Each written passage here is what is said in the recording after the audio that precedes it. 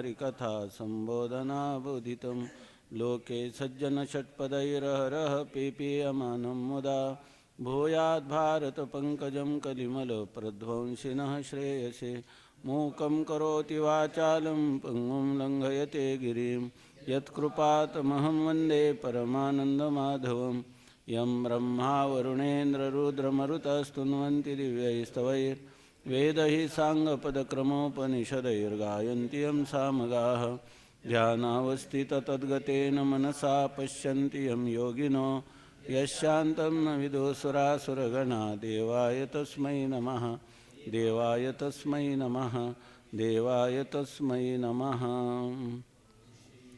ओषितकरान्नवनीरदाभात् पीताम्बरादरुणबिम्बफलाधरोष्ठात् पूर्णेन्दुसुन्दरमुखादरविन्दनेत्रात् कृष्णात् परं किमपि तत्त्वमहं न जाने पुतिपारं सरस्वत्या मधुसूदनसरस्वत्याः पारं वेत्ति सरस्वती न काङ्क्षे विजयं कृष्ण न च राज्यं सुखानि च किं नो राज्येन गोविन्द किं भोगैर्जीवितेन वा न काङ्क्षे विजयं कृष्ण न च राज्यं सुखानि च किं नो राज्येन गोविन्द किं भोगैर्जीवितेन वा न काङ्क्षे विजयं कृष्ण न च राज्यं सुखानि च किं नो राज्येन गोविन्द किं भोगैर्जीवितेन वा। या श्लोकाचं अवतरण आहे ननु माभूद अदृष्टं प्रयोजनं दृष्टप्रयोजनानि तु विजयः राज्यं सुखानि च निर्विवादानि इति आहो।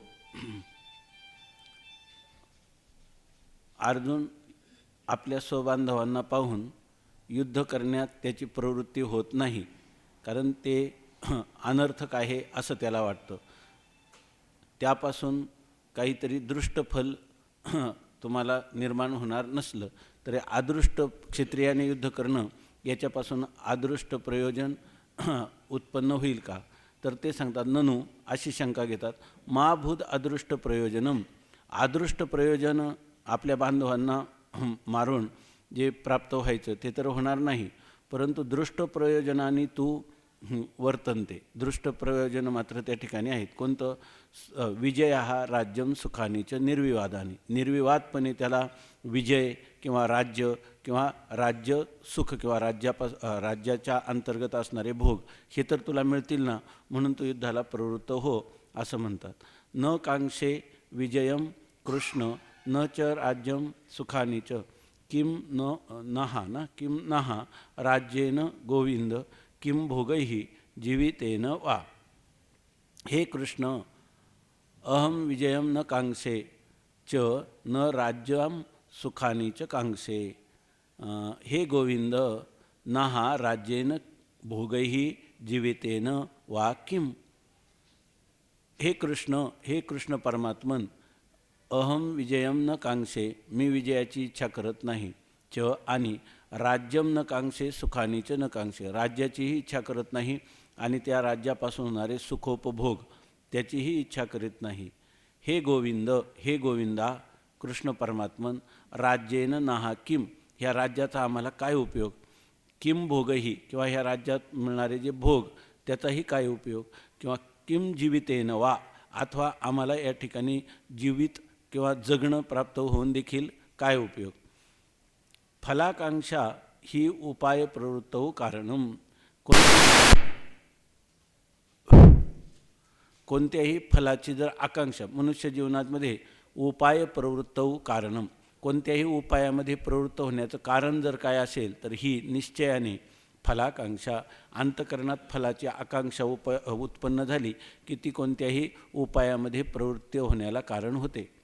आता तद आकांक्षया अभावात तदुपाये युद्धे भोजनेच्छा विरहिणः इव पाकादौ मम प्रवृत्ती अनुपपन्ना इत्यर्थः. आता म्हणून तद आकांक्षया म्हणजे फलाचे, त्याची आकांक्षा म्हणजे फलाची आकांक्षा नसल्यामुळं, फलाकांक्षया अभावात, फलाच्या इच्छेचाच अभाव असल्यामुळं तदुपाये युद्धे, त्या फलाच्या उपाय असणारं जे युद्ध, त्यामध्ये त्या इच्छाविरहित त्या युद्ध फलाच्या फलेच्छेचा अभाव असल्यामुळं, जसं भोजनेच्छाविरहिना इव, एखाद्याला भोजनाची इच्छा नसली तर तो जसा पाकादऊ पाक वगैरे करण्यामध्ये तो काय होतं, प्रवृत्ती होत नाही, त्याचप्रमाणे किंवा ती अनुचित आहे, त्याचप्रमाणे मला देखील युद्धापासून मिळणाऱ्या फलाची आकांक्षा नसल्यामुळं मम प्रवृत्ती हे अनुपपन्ना, माझ्या ठिकाणी जी प्रवृत्ती आहे ती काय आहे, अनुपपन्न आहे, म्हणजे माझ्या ठिकाणी प्रवृत्ती होत नाही. कारण फलाची इच्छा असती तर माझ्या ठिकाणी युद्धरूप कर्मामध्ये प्रवृत्ती झाली असती. पण ज्याप्रमाणे ज्याला भोजनाची इच्छा विवर्जित जो पुरुष आहे त्याची जशी पाकादी म्हणजे स्वयंपाक करण्यामध्ये पाकादिकांमध्ये प्रवृत्ती होत नाही, त्याचप्रमाणे माझी देखील ह्यामध्ये प्रवृत्ती होत नाही. किंवा प्रवृत्ती होणं हे अनुपपन्न आहे, म्हणजे असंभवनीय आहे, प्रवृत्ती होणार नाही. कुतः पुनः इतर पुरुषही इष्यमानेषु तेषु तव अनिच्छा इत्यत आह. आता त्यानं म्हणतात कुतः पुन्हा, तर मग का बरं, काय इतर पुरुषही इष्यमानेषु तेषु, इतर पुरुषांना इच्छा आहे त्यांची, म्हणजे त्या राज्य विजय किंवा सुख यांची इच्छा असताना तव अनिच्छा कुतः, तुला का बरं त्याच्याविषयी अनिच्छा आहे, तुला नसली तर इतरांना तर ह्या राज्य सुख भोग किंवा विजय यांच्याविषयीची इच्छा आहे. आणि तेषु तव कुतः अनिच्छा, तुला का बरं याच्याविषयी इच्छा नाही, फलाकांक्षा का नाही. किम न इति, तुला का नाही, किम, तर त्याचं उत्तर देतो, किम न इति न कांक्षे विजयम कृष्ण, का नाही मला इच्छा, तर भोगही सुखही जीवितेन जीवितसाधनेन विजयेन इत्यर्था, मला कशाची इच्छा नाही, तर जी भोगही म्हणजे भोग किंवा सुख, राज्य सुख, आणि जीवितेन म्हणजे जीवितसाधनेनं जगण्याची जी साधनं आहेत, किंवा विजयेनं किंवा विजय प्राप्त करणं, यानी किम ना, आम्हाला त्याचा काय उपयोग. विना राज्यम भोगान कौरव विजयम च वने निवसताम अस्माकं तेन एव जगती श्लाघनीय जीवितानां किम एभी आकांक्षितैहि इति भावा. तो म्हणतो विना राज्यम भोगान, आत्ता तर आम्ही कोणत्याही प्रकारचं राज्य नसताना, कोणत्याही प्रकारचं भोग नसताना या ठिकाणी किम विना, आणि कौरव विजयम, आणि त्या कौरवांवर युद्धामध्ये विजय मिळवला नसताना, विना राज्यम भोगान विना कौरव विजयम वने निवसताम, वनामध्ये निवास करणाऱ्या अशा आम्हाला तेन एव जगती श्लाघनीय जीवितानां, त्यानेच आमचं जगामध्ये आमचं जीवित श्लाघनीय म्हणजे स्तुती करण्यासारखं होईल. किम ए भी आकांक्षितही, ह्या राज्य सुख किंवा भोग यांची आकांक्षा करून काय उपयोग आहे. उलट आम्ही वनवासात राहिलो, हे राज्य सुख नसलं तरी लोक म्हणतील की युद्धामध्ये यांनी कौरवांना मारलं नाही, युद्धापासून परांमुख झाले आणि वनवासात राहिले, पण आपल्या बांधवांचा यांनी वध केला नाही, म्हणून आमची जगामध्ये स्तुतीच होईल. गो शब्दवाच्यानी इंद्रियानी अधिष्ठानतया नित्यं प्राप्तः त्वम एव मम ऐहिक फलविरागम जानासी इति सूचयन संबोधयती गोविंदेती. आणि इथं सांगतात, इथे ना गोविंद असा शब्द, किमनो राज्येनं गोविंद, तर ते गो शब्द वाच्यान इंद्रियानी अधिष्ठानतया, तर गो शब्दाचा वाच्यार्थ आहे इंद्रिय, म्हणजे मनासहित असणारी इंद्रिय. तर गो शब्द वाच्यान इंद्रियानी अधिष्ठानतया, ह्या गो शब्दाचा वाच्य जो गो शब्दाचा अर्थ जो इंद्रिय आहेत, त्या इंद्रियांचं अधिष्ठान कोण आहे, तूच आहे. आणि तू काय आहे, अंतर्यामी असल्यावर नित्यम प्राप्त, तू माझ्या इंद्रियाचा अधिष्ठातृ रूपाने तू नित्यच माझ्याजवळ आहेत. त्यामुळं त्वमेव मम ऐहिक फलविरागम जानासी, तूच माझ्या इहलोकातल्या फलभोगाविषयी माझ्या अंतकरणात कसं वैराग्य आहे, तू अंतर्यामी आहेत, तू इंद्रियांचा अधिष्ठाता आहेस, त्यामुळं तुला हे सर्व माहीतच आहे की मला इहलोकातल्या फलाविषयी वैराग्य किती आहे हे तू जाणतोसच. इति सूचयन, अशी सूचना करत संबोधयती, भगवंताला हेतुपुरस्सर त्या ठिकाणी गोविंद असं भगवंताला संबोधन देतो. गोविंदेती संबोधयती, गोविंद असं त्याला संबोधन करतो. राज्यादीनाम आक्षेपे हेतुम इथं आक्षेपे का अपेक्षे हां आक्षेपे राज्यादीनाम आक्षेपे त्याचा अर्थ करताना अपेक्षा असं केलं आहे. राज्यादीनाम अपेक्षे पाठ चांगला आहे. राज्यादीनाम आक्षेपे हेतुमाह किंवा हा तो पण होईल. राज्याधिकाविषयी आक्षेप का आहे म्हणजे मला राज्य वगैरे नको असं तू का म्हणतो किंवा राज्याधिकांविषयी माझ्या अंतःकरणात कोणत्याही प्रकारचं अपेक्षा नाही तर त्याचं कारण काय आहे. राज्यादीनाम अपेक्षे हेतुम आह राज्याधिकांची मला का अपेक्षा नाही त्याचं हेतू किंवा कारण या ठिकाणी सांगतात. किंवा राज्य मला नको असं मी जे म्हणतो त्याच्याविषयी माझा जो आक्षेप आहे त्याचाही हेतू काय आहे ते मी तुला सांगतो. येषामर्थे कांक्षितं नो राज्यं भोगः सुखानि च तयिमेव स्थिता युद्धे प्राणां त्यक्त्वा धनानि च. येषामर्थे कांक्षितं नो राज्यं भोगः सुखानि च तयिमेव स्थिता युद्धे प्राणां त्यक्त्वा धनानि च. येषामर्थे कांक्षितं नो राज्यं भोगः सुखानि च तयिमेव स्थिता युद्धे प्राणां त्यक्त्वा धनानि च. येषाम अर्थे कांक्षितं नः राज्यं भोगाः सुखानि च ते इमे अवस्थिता युद्धे प्राणां त्यक्त्वा धनानि च.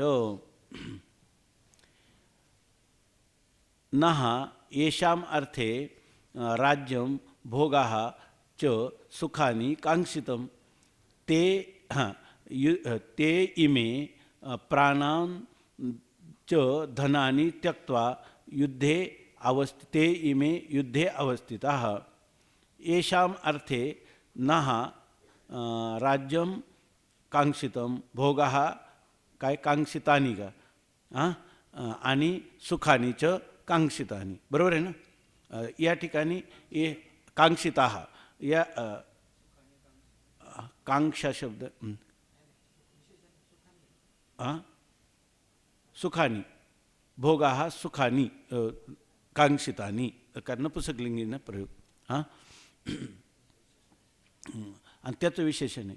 येषाम अर्थे ज्यांच्यासाठी नहा आम्ही राज्यं भोगाः सुखानि राज्य भोग आणि सुख यांची कांक्षितम यांची आकांक्षा करावी ते इमे तेच हे म्हणजे ज्यांच्यासाठी आम्ही राज्य भोग सुख द्यावं असं म्हणावं तेच हे प्राणांच धनानी त्यक्त्वा त्यांनी आपल्या प्राणांचा आणि धनाचा त्याग करून युद्धे अवस्थितः युद्धामध्ये उभे ठाकलेले आहेत.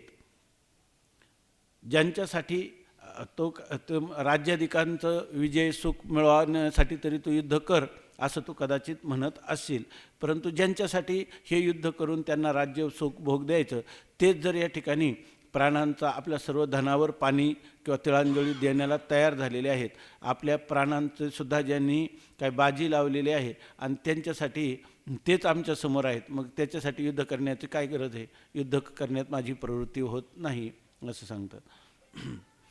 येतेन स्वच्छ थोडक्यात काय ज्यांच्यासाठी करायचं त्यांनाही ते मिळणार नाही, कारण ते तर त्यांचा तर युद्धामध्ये ते मरण पावतील, मग कोणासाठी मिळवायचं असं. बालाजी महाराजांचे वडील परवा आले, ते म्हणले की तुम्ही लग्न करा, तर हे लग्न करायला तयार नाही, ते एका महाराजांना घेऊन आले. मग त्यांनी मी म्हणलं आता त्यांना वैराग्य आहे, तर ते म्हणे त्यांना वैराग्य आहे, मला त्याच्यापेक्षा जास्त वैराग्य आहे म्हणे, आम्हाला एकच मुलगा आहे त्याच्यासाठीच करायचं म्हणे, आणि तो जर लग्न करणार नसेल तर आम्हाला तरी घरी कशाला राहायचं, ते जमीन आम्ही कोणाला दान करून टाकू, काही आम्हाला काय वाटेल ते करू, आता आम्हाला काय त्याची, कारण जे येशामर्थे कांक्षितम न राज्यम भोगा सुखानीच तयिमे अवस्थिता युद्धे प्राणांस त्यक्त्वा धनानीच. येतेन स्वस्य वैराग्य अपि स्वीयानाम अर्थे यतनीयम इति अपास्तम. येतेन हे जे सांगितलं आता याच्यावरून काय झालं, स्वस्य वैराग्य अपि, अरे मी गोविंद आहे किंवा मी तुझ्या इंद्रियाचा अधिष्ठात्र आहे मी हे जाणतो, परंतु तरीसुद्धा तू युद्ध केलं पाहिजे, परंतु तरीसुद्धा युद्ध करायची गरज कशी नाही ते सांगतात. स्वस्य वैराग्य अपि, स्वतःच्या ठिकाणी जरी तुला वैराग्य असलं तर स्वीयानामार्थे आपले जे स्वीय म्हणजे आपले जे संबंधी आत्मीय आहेत त्यांच्यासाठी तरी यतनीयम त्यांच्यासाठी सुद्धा प्रयत्न केला पाहिजे, म्हणजे युद्धरूपी प्रयत्न केला पाहिजे. हे सुद्धा अपास्तम, याचा सुद्धा अर्जुनाने काय केला, निराश केला. ज्यांच्यासाठी करायचं त्यांच्यासाठी करण्याची आवश्यकता नाही. एकाकिना हि राज्यादी अनपेक्षितम एव. आणि एकाकिना एकट्याला तर राज्यादी काय आहे, अनपेक्षितच आहे. मला एकट्याला तर राज्याधिकांची अपेक्षा नाहीच आहे. येशांतु बंधूनाम अर्थे तद अपेक्षितम ते एते प्राणान प्राणाशाम धनानी धनाशांच त्यक्त्वा युद्धे अवस्थिता इति न स्वार्था स्वीयार्था वा अयम प्रयत्न इति भावः. तो येशाम बंधूनाम अर्थे, ज्या माझ्या बांधवांसाठी तद अपेक्षितम, ते अपेक्षित आहे, युद्ध करणं अपेक्षित आहे तुमच्या दृष्टीनं, आणि ते येते तेच हे आपल्यासमोर असणारे प्राणान त्यक्त्वा. आता प्राणांचा त्याग केले तर उभे कसे राहतील? प्राणान म्हणजे इथं काय घ्यायचं, प्राणाशाम प्राणाची आशा, आणि धनान त्यक्त्वा तर धनाशाम धनाची आशा त्यक्त्वा काय त्यक्त्वा तिचा त्याग करून युद्धे अवस्थिता ह्या युद्धामध्ये स्थित आहेत. न स्वार्था स्वीयार्था वा अयम प्रयत्न इति भावा. यावरून माझ्या स्वतःसाठी किंवा स्वीयार्था किंवा माझ्या आत्मीयांसाठी देखील अयम प्रयत्न न हा प्रयत्न करण्याचं, युद्धरूपी प्रयत्न करण्याचं कारण नाही. भोग शब्द हा पूर्वत्र सुखपरतया निर्दिष्ट अपि अत्र पृथक सुखग्रहणात सुखसाधन विषयपराः. आता ते सांगतात की भोग शब्द जो आहे ना, पाठीमागे सांगितलं ना, किम न राज्येन गोविंद किम भोगही जीवितेन वा. त्या ठिकाणी भोग शब्दाचा अर्थ केला पूर्वत्र. भोग शब्द हा पूर्वत्र सुखपरतया निर्दिष्ट. हा भोग शब्दाचा अर्थ त्या ठिकाणी सुखपरक असा केला. भोग राज्यभोग म्हणजे राज्य सुख असा केला. आणि इथं अत्रापि, आणि इथं सुद्धा काय आहे पुन्हा राज्यम भोगा सुखानीच, इथे पुन्हा भोग शब्द आला. तर ते सांगतात अत्र पृथक सुखग्रहणात, मग या ठिकाणी ते राज्य सुख घेतलं. मग आता पुन्हा भोग शब्द आला, एका भोग शब्दाचा अर्थ केला राज्य सुख. मग आता या ठिकाणी अत्र पृथक सुखग्रहणात, या ठिकाणी दुसरं सुखाचं काय केलं पाहिजे, वेगळ्या सुखाचं ग्रहण केलं पाहिजे. राज्य सुख झालं तर मग काय सुख साधन विषय पराहा, सुखाची साधनं जे विषय आहेत त्या विषय परक असा या ठिकाणी भोग शब्दाचा अर्थ घ्यावा, सुख शब्दाचा अर्थ घ्यावा. नाही, भोग शब्दाचाच या ठिकाणी सुखपरक असा अर्थ घ्यावा. किती पान नंबर आहे ना?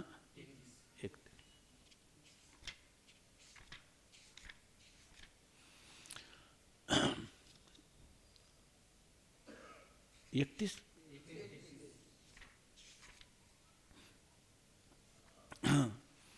आता प्राणधन शब्द होतो तद आशा लक्षक हो. आपण जसं कधी कधी लक्षणेने अर्थ करतो, तर या ठिकाणी प्राण आणि धन शब्द हे दोन शब्द जे आहेत त्या ठिकाणी घ्यायचं तद आशा लक्षक हो.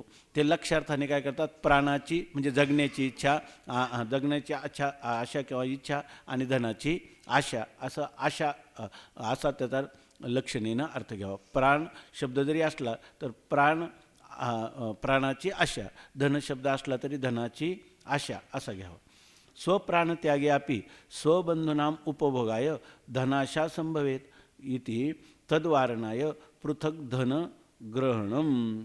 आता सांगतात की प्राणधन आपलं स्वप्राणत्यागे अपि, आपल्या स्वतःचा प्राणाचा त्याग केला तरी स्वबंधूनाम उपभोगाय धनाशा संभवेत, तर आपल्या स्वतःच्या बंधूंना त्या उपभोगाची किंवा त्या धनाची आशा त्यांना राहू शकते. तद्वारणाय पृथक धन ग्रहणम. आता ते तद्वारणाय त्याचं निवारण करण्यासाठी या ठिकाणी पृथक धनग्रहणम. वास्तविक आहे नुसतं प्राणान त्यक्त्वा म्हटलं असतं तरी चाललं असतं, पण धनानी असं म्हटलेलं आहे. त्याचं कारण ते सांगतात की या ठिकाणी प्राण आणि धन ह्या दोन्ही प्राणाची आशा आणि धनाची आशा असा त्याचा लक्षणेनं अर्थ घ्यावा. आता धनाची आशा कधी राहील, जर त्याचे प्राण राहिले तर धनाची आशा राहील. आता त्यांनी प्राणाचीच आशा सोडलेली आहे, म्हणजे अर्थात धनाची आशा सोडलेली आहे. मग त्यांना धन वगैरे मिळून आणखीन त्यांना सुखोपभोग काय करून देणार मी, मला स्वतःला तर नाही, पण त्यांनी धनाच्याही आशेचा त्याग केला. मग कोणासाठी युद्ध करून या ठिकाणी राज्य भोग सुख मिळवायचे असं तो म्हणतो. या ठिकाणी त्यांच्या ठिकाणी जशी प्राणाची आशा नाही तशी धनाची पण आशा नाही, त्यांनी त्यागली म्हणूनच ते युद्धामध्ये समोर आलेले आहेत असं सांगतो. येषामर्थे राज्यादि अपेक्षितम नाही येषामर्थे राज्यादि अपेक्षितम ते अत्र न आगतः इति आशंक्य तान विशिनष्टी. आता ते म्हणतात हे काही समोर जे आलेले आहेत कौरव वगैरे हे सगळे योद्धे आहेत, परंतु काय एवढेच आहेत का समोर? येषामर्थे राज्यादि अपेक्षितम, ज्यांच्यासाठी आपण राज्याधिकांची अपेक्षा केलेली आहे. उदाहरणार्थ सर्व पांडवांच्या असणारे माता मुलं किंवा पत्नी, कौरवांच्या पत्न्या हे तर काय आलेले नाहीत समोर. मग त्यांच्यासाठी त्यांच्या सुखासाठी तरी केलं पाहिजे. तो इथं समोर आलेल्याने जरी प्राणाचा आणि धनाच्या आशेचा त्याग केला तरी काही लोकांच्या ठिकाणी प्राणाची आणि धनाची आशा आहे. त्यांच्यासाठी येषामर्थे राज्यादि अपेक्षितम, ज्यांच्यासाठी राज्याधिकांची अपेक्षा केली ते अत्र नागतः, ते तर या ठिकाणी युद्धावर आलेले नाहीत. इति आशंका, अशी कदाचित भगवान कृष्ण परमात्मा शंका घेतील म्हणून तान विशिनष्टी, जे काय आपले नातेवाईक जवळचे आहेत ते तर आलेले नाहीत. नातेवाईक नाही तर समोर आलेले कोण आहे? ज्यांच्यासाठी राज्याची अपेक्षा करावी तेच समोर आलेले आहेत. म्हणून तो सांगतो तान विशिनष्टी, त्यांचा विशेष रीतीनं उल्लेख करतो. आचार्या पितर पुत्रास्तथैव च पितामहा मातुला श्वशुरा पौत्रा शाला संबंधिनस्तथा. आचार्या पितर पुत्रास्तथैव च पितामहा मातुला श्वशुरा पौत्रा शाला संबंधिनस्तथा. आचार्या पितर पुत्रास्तथैव च पितामहा मातुला श्वशुरा पौत्रा शाला संबंधिनस्तथा. तुम्ही म्हणता की युद्धाला समोर आलेले हे सगळे शत्रूच आहेत, परंतु ज्यांच्यासाठी हे राज्याची अपेक्षा करावी ते तर काही कोणी आले नाही. म्हणजे तुमचे सगळे सोयरे संबंधी आप्त इष्ट तर आलेले नाहीत. तर तो म्हणतो देवा तुमच्या लक्षात कसं येत नाही, हे कोण आहेत समोर? ज्यांच्यासाठी करावं तेच आहेत म्हणून त्यांचा उल्लेख करतो. इति स्पष्टम, याचा अर्थ मधुसूदन सरस्वती याच्यावर व्याख्यान करत नाही. काय आहे तर कोण आहेत? आचार्या हा आपले आचार्य गुरु आहेत. पितरा हा आपले पितर आहेत वंशज. पुत्रा पुत्र आहेत. पितामहाच आणि आपले पितामह आजोबा आहेत. मातुला मामा. श्वशुरा सासरे. पौत्रा नातू. शाला मेहुणे. तथा संबंधीना आणि इतरही संबंधी या ठिकाणी आलेले आहेत. अर्थ स्पष्टम. ननु यदि कृपया त्वम एतान हंसी तरी त्वाम येते राज्यलोभेन हनिष्यन्ति एव अतः त्वम एतान एव हत्वा राज्यम भुंक्ष्व इत्यत आहो. आता ननु, आता अशी शंका येते, यदि कृपया, जरी तू कृपेने म्हणजे दयेनं येतान न हंसी, यांना तू ठार मारणार नाही तरी पण त्वाम येते, तुला हे सर्व राज्य लोभेनं हनिष्यन्ति, राज्याच्या लोभाने हे तुला मात्र ठार मारणार. हनिष्यन्ति एव, मारणारच. आता म्हणून त्वम एतान हत्वा, तू ह्या सर्वांना ठार करून राज्यम भुंक्ष्व, राज्याचा भोग घे इत्यत आह. ह्या संबंधाने सांगतात. एतान्न हन्तुमिच्छामि घ्नतोऽपि मधुसूदन अपि त्रैलोक्यराज्यस्य हेतो किं नु मही कृते. एतान्न हन्तुमिच्छामि घ्नतोऽपि मधुसूदन अपि त्रैलोक्यराज्यस्य हेतो किं नु मही कृते. एतान्न हन्तुमिच्छामि घ्नतोऽपि मधुसूदन अपि त्रैलोक्यराज्यस्य हेतो किं नु मही कृते. एतान न हंतुम इच्छामि घ्नतः अपि मधुसूदन अपि त्रैलोक्यराज्यस्य हेतोः किं नु मही कृते. हे मधुसूदन, घ्नतः अपि एतान न हंतुम इच्छामि त्रैलोक्यराज्यस्य हेतोः अपि एतान हंतुम घ्नतः अपि एतान हंतुम न इच्छामि किं नु मही कृते. हे मधुसूदन, हे मधुसूदना, हे श्रीकृष्ण परमात्मन किंवा मधु नावाच्या दैत्याचा सुदयती म्हणजे नाश करणाऱ्या अशा हे श्रीकृष्ण परमात्मन.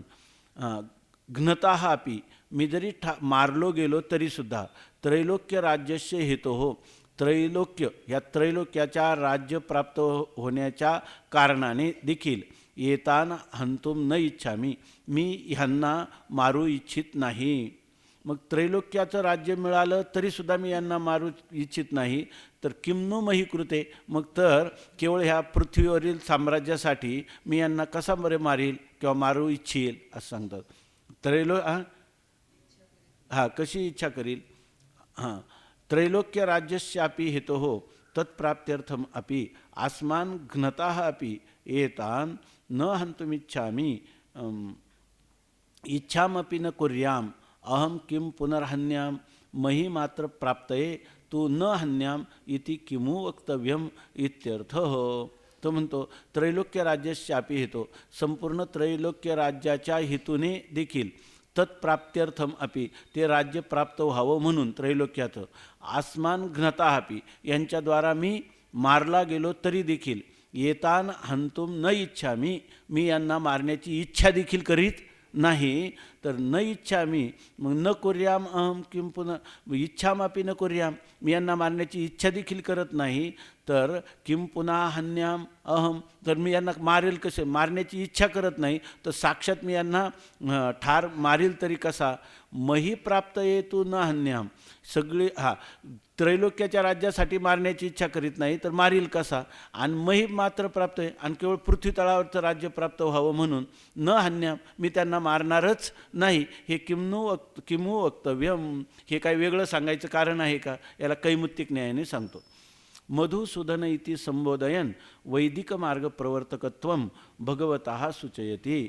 आणि मधुसूदन इति संबोधयन, त्यांना मधुसूदन, अर्जुन ज्या वेळेला परमात्म्याला विशेष रूपाने संबोधन देतो त्याच्या पाठीमागं काहीतरी विशेष अर्थाचं द्योतन तो करत असतो. इथं मधुसूदन इति संबोधयन, मधुसूदन असं नामाभिधानाने संबोधन करणारा, त्या ठिकाणी मधुसूदन नावाने अर्जुनाला काय सांगायचं आहे, वैदिक मार्ग प्रवर्तकम भगवतः, भगवंताचं वैदिक मार्गाचा भगवंत हा प्रवर्तक आहे. म्हणजे वैदिक मार्ग जसा पूर्वापार चालत आलेला आहे तो मार्ग तसाच स्थिर किंवा प्रवाहित ठेवण्याचं कार्य करण्यासाठी तो अवतार धारण केलेला आहे. आणि वैदिक मार्गाच्या विरुद्ध आता मी करणार नाही, तू हे सर्व जाणतोच.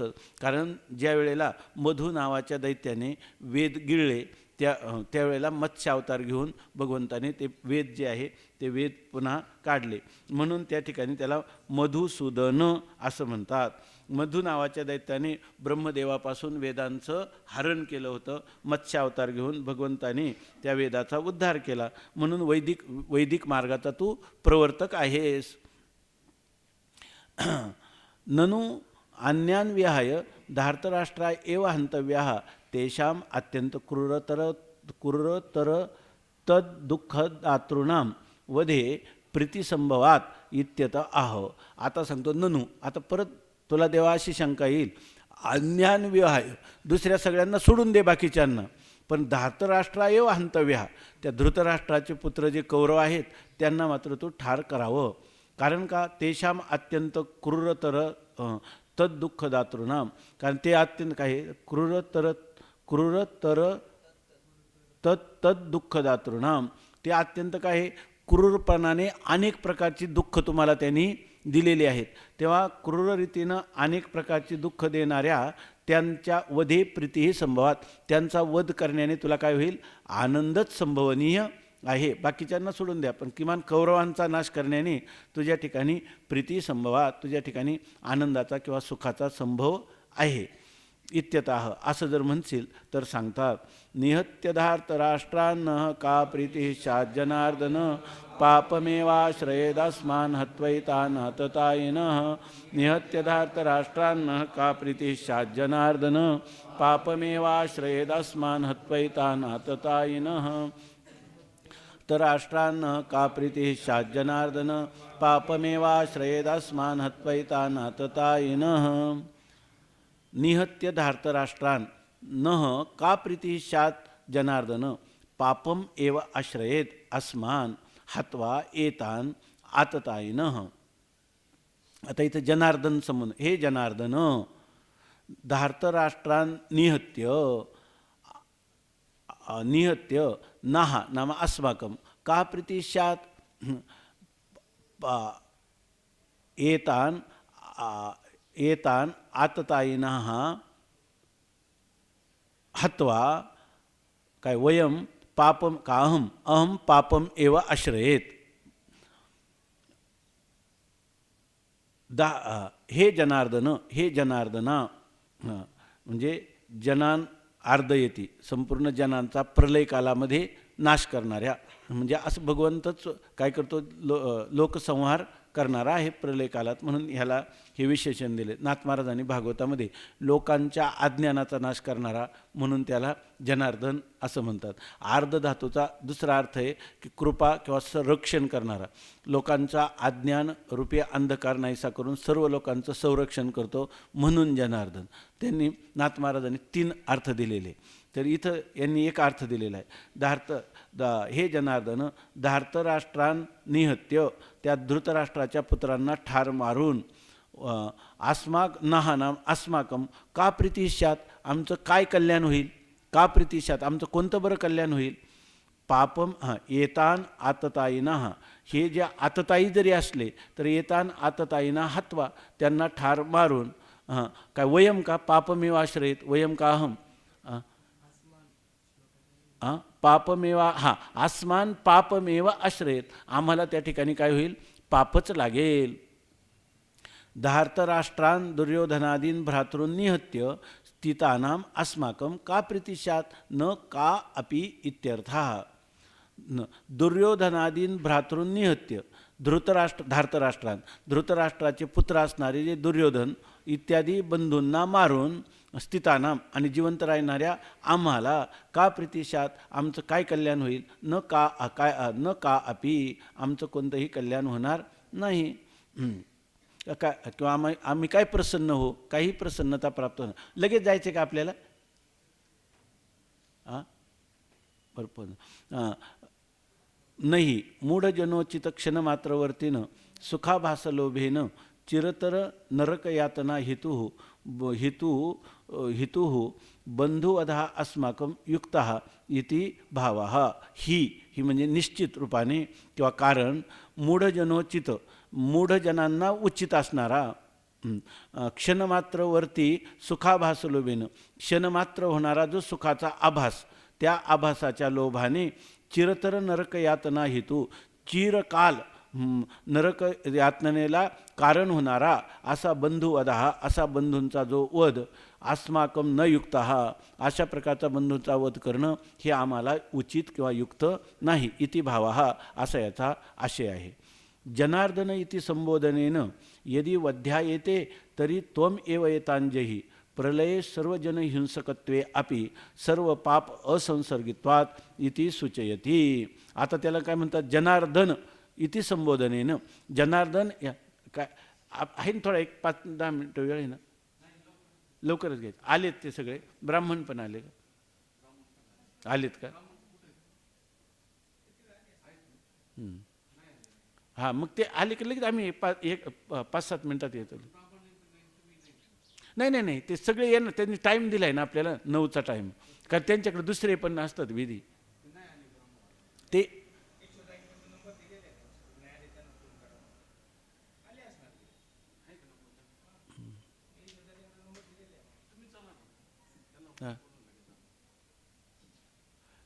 कारण ते आले की सुरुवात आपले,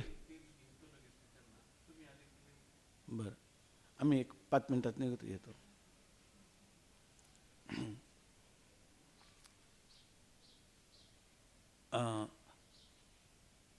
जनार्दन इति संबोधनेनं, जनार्दन या संबोधनाने यदि वध्या येते, जरी हे वध करण्यास योग्य असले तरी त्वमेव येतांजहि, मग यांचा वधच करायचा ना, मला कशाला सांगतो, तूच यांना मार. कारण का, प्रलय काळात तू तर सर्वांचा वध करतच असतो. सर्व जनहिंसकत्वे, सर्व लोकांची हिंसा तूच करणारा असल्यामुळं सर्व पाप असंसर्गित्वात, तू परमात्मा आहे, तू सर्व हे जगाचा प्रलय करून देखील कोणत्याही पापाचा संस्पर्श तुला होत नाही, आणि मी जीवात्मा आहे, मला कशाला याच्यामध्ये प्रवृत्त करतो. ननु, याच्यावर अशी शंका येईल, आग्निदो गरदश्चैव शस्त्रपाणिर्धनापः क्षेत्रदारापहारीच षडेते आततायिनः. आता आततायी शब्दाचा अर्थ सांगतात. अग्निदाह, दुसऱ्यांना अग्नी देणारा म्हणजे जाळणारा. गरदाह, विष देणारा. गरम ददाती, गरम म्हणजे विष देणारा. शस्त्रपाणी, हातात शस्त्र घेऊन आलेला. धनापहा, आपल्या धनाचं हरण करणारा. क्षेत्रदारापहारीचं, आपलं क्षेत्र म्हणजे शेत जमीन किंवा आपली पत्नी यांचं अपहरण करणारे. येते षट आतताईनं, ह्या सहांना काय म्हणतात? आतताई असं म्हणतात.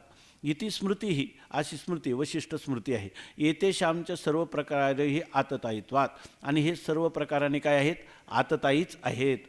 आणि आतता ही जशी स्मृती आहे तसंच त्याच्या पुढं सांगितलेलं आहे, आतताईला मारण्यास हरकत नाही. आतताईनम आयांतम हन्याद एव अविचारयन न आतताई वधे दोषः हंतुः भवती कश्चन.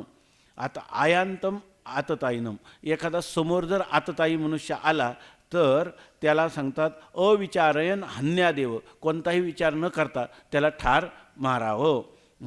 न आतताई हंतुहू, त्याला जो ठार मारतो त्या ठार मारणाऱ्याला आतताई वधे दोषाहा न कश्चन दोषाहा न, त्याला कोणताही दोष लागत नाही आतताईला मारणाऱ्याला. इति वचनेन दोषाभाव प्रतीतेः हंतव्या एव दुर्योधनादयाः आततायिनः इति अशंक्य पापम एव. आता ह्या वचनाने काय होईल? दोष अभाव प्रतीतेः, म्हणजे त्याला कोणताही दोषाचा अभाव आहे असं ह्या स्मृतिवचनावरून प्रतीत होतं. मग दुर्योधनादया हंतव्या एव, दुर्योधनादिकांना ठार मारावंच, कारण ते काय आहे? आततायिना हा दुर्योधनादया, ते आतताई आहेत, त्यांना मारावं. इति आशंक्याह, अशी शंका घेऊन सांगतात. पापमेव, आज त्यांना जरी मारलं आतताई असले तर पापमेव आश्रय, तरीसुद्धा आम्हाला पापच लागेल. अर्जुन भगवंताला शास्त्राचा समन्वय शिकवतो. येतान आतताईनः अपि हत्वा स्थितान पापमेव आश्रयेत एव इति संबंधः. ते म्हणतात आतताईनः अपि, हे आतताई असले तरी येतान हत्वा, ह्या सगळ्यांना ठार मारून स्थितान, आणि त्यांना ठार मारून आम्ही जरी राहिलो म्हणजे उर्वरित राहिलो, जगलो, तरीसुद्धा आसमान पापम एव आश्रयत, आम्हाला पापच आणि आश्रयत एव, पापच आणि लागेलच असं तो इति संबंध हा, असा त्याचा संबंध आहे. अथवा पापमेव आश्रयेत न किंचित अन्यत दृष्टम अदृष्टम वा प्रयोजनम इत्यर्थ. याचं दृष्ट न अदृष्ट काय प्रयोजन काय नाही, तर तो म्हणतो अथवा किंवा विकल्पाने असाही अर्थ घेता येईल की पापम एव आश्रयेत, पापच लागेल, आणि न अदृष्टम दृष्टम, आम्हाला ऐकही फल काही मिळणार नाही आणि पारलौकिकही फल प्रयोजन काही सिद्ध होणार नाही. न हिंसात, बरं हे तरी का म्हणतो? हां, तर ते न हिंसात इति धर्मशास्त्रात आततायिनम हन्यात इति अर्थशास्त्रस्य दुर्बलत्वात तदुक्तम याज्ञवल्क्येन. आता बघा की त्यांनी सांगितलं न हिंसात, हे काय धर्मशास्त्राचं वचन आहे की कोणाची हिंसा करू नये. इति धर्मशास्त्रात आततायिनम हन्यात, आतताई पुरुषाला हन्यात, आणि एका ठिकाणी सांगितलं आहे की न हिंसात सर्वभूतानी, कोणाही जीवाचा न घडो मत्सर. हे जे धर्मशास्त्राचं वचन आहे किंवा पुराण वचन आहे ते असं सांगतं, किंवा वशिष्ठ स्मृती ती सांगते की ह्याचा जे काही आतताई आहे त्यांचा वध करावा. पण हे कोणतं वचन आहे? स्मृती वचन आहे. आणि अहिंसा परमो धर्म, हे कोणाचं? वेदाचं वचन आहे किंवा स्मृती वचन आहे. दोन्ही स्मृती वचन आहेत. तर दोन स्मृती वचनात परस्पर विरोध आला तर कोणालाच मारू नये का आतताईला मारावं, असा दोन प्रसंग एकाच वेळेला आले आणि दोन्ही शास्त्रवचनं समोर आहेत. तर त्याविषयी ते सांगतात की एक आहे धर्मशास्त्राचं वचन आणि एक आहे अर्थशास्त्राचं, दोन्ही स्मृतिवचनच आहेत. परंतु अशा वेळेला स्मृत्यो तदुक्तम याज्ञवल्क्येनं, याज्ञवल्क्याने असं सांगितलेलं आहे स्मृत्योर्विरोध्ये न्यायस्तु बलवान व्यवहारतः अर्थशास्त्रात बलवत धर्मशास्त्रम इति स्थितीही.